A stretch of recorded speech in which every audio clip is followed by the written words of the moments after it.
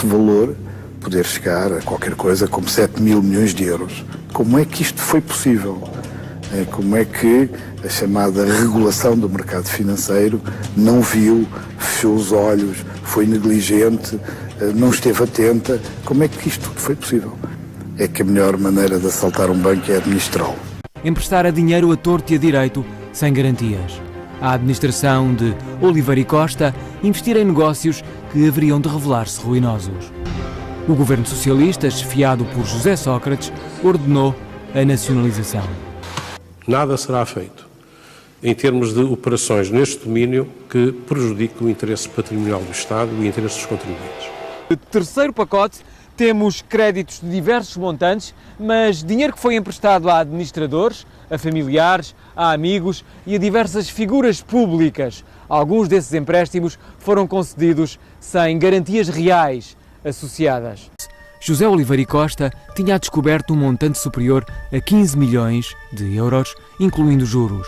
E Yolanda Oliveira e Costa é presidente de uma sociedade que deve praticamente 4 milhões. A Plexpart, administrada por Luís Caprichoso, antigo número 2 de Oliveira e Costa na administração do BPN e da SLN, deve 820 mil euros, incluindo juros. A Labicer, uma empresa de investigação na área da cerâmica, um negócio em que Oliveira e Costa se envolveu diretamente, deve 82 milhões. A dívida da Big Mundi, empresa liderada por outro arguido do processo, José Augusto Rodrigues Monteverde, ultrapassa os 5 milhões e 600 mil euros. Identificou um conjunto de sociedades offshore que Oliveira e Costa, Luís Caprichoso e Francisco Sanches, figuras de topo da SLN, terão usado para desviar o rastro do dinheiro que emprestavam a pessoas próximas. Nos documentos a que a SIC teve acesso constam as dívidas de 8 dessas offshores identificadas pela acusação. A soma das parcelas aproxima-se dos 220 milhões de euros. Duarte Lima, arguido acusado num processo filho do BPN, esteve por detrás da criação de um fundo imobiliário, o Homeland, que deixou um buraco de praticamente 50 milhões de euros. Arlindo Carvalho, outra figura do PSD nos tempos de Cavaco Silva, chegou a Ministro da Saúde. Como Duarte Lima, também é arguido num processo filho do BPN. O extrato de dívida do grupo Pousa Flores, onde Arlindo Carvalho era sócio do socialista José Neto, não consta do pacote a que a SIC teve acesso, mas relatos surgidos na imprensa aproximam o valor dos 75 milhões de euros. De Almerindo Duarte. Almerindo participou na criação de uma sociedade, a Transibérica, que acumulou uma dívida superior a 23 milhões de euros. A única atividade reconhecida a esta entidade foi a dívida que contraiu no BPN e que não para de crescer. A Casa do Douro responde por mais de 26 milhões. A CNE deve mais de 90 milhões de euros. A empresa de cimentos nacionais e estrangeiros, o desfecho trágico da CNE, está a ser suportado pelo país. A lista dos principais devedores inclui igualmente a Galilei, a holding que deu continuidade à SLN e que acolhe os ativos que não foram nacionalizados em 2008.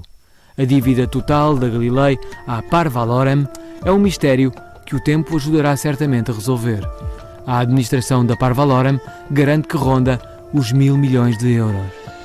Aprígio Santos, presidente da Naval 1º de Maio, construtor civil, deverá, segundo fonte da Parvalorem, cerca de 140 milhões de euros. O empresário Joaquim Coimbra, com interesses em Cabo Verde e um dos principais acionistas da SLN, responde por mais de 11 milhões de euros.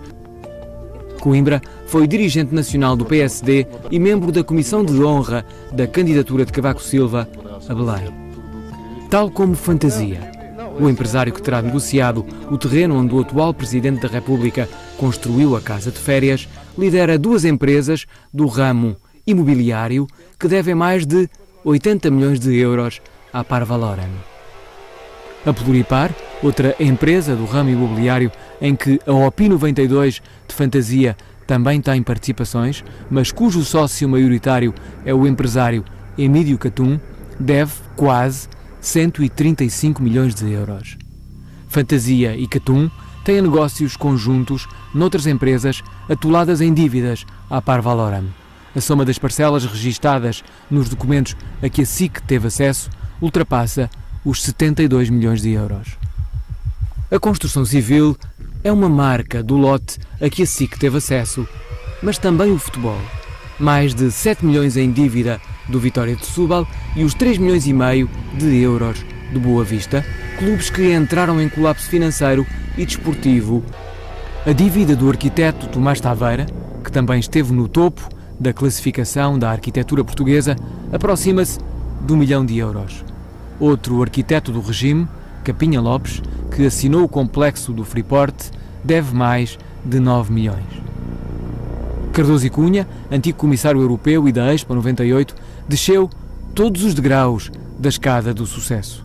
A dívida de uma empresa de que é administrador ultrapassa os 8 milhões e 300 mil euros. As dívidas das entidades e figuras que integram estes 3 lotes são consideradas de cobrança difícil, em alguns casos mesmo impossível. Por alguma razão o BIC, que comprou o BPN por 40 milhões de euros, não aceitou recebê-las. Estes devedores receberam o dinheiro, gastaram-no, gozaram-no, em alguns casos até o perderam, a dívida é deles. Se não pagarem, será suportada inteira por um país a definhar. Pedro Coelho, Luís Pinto, Ricardo Tenreiro, SIC.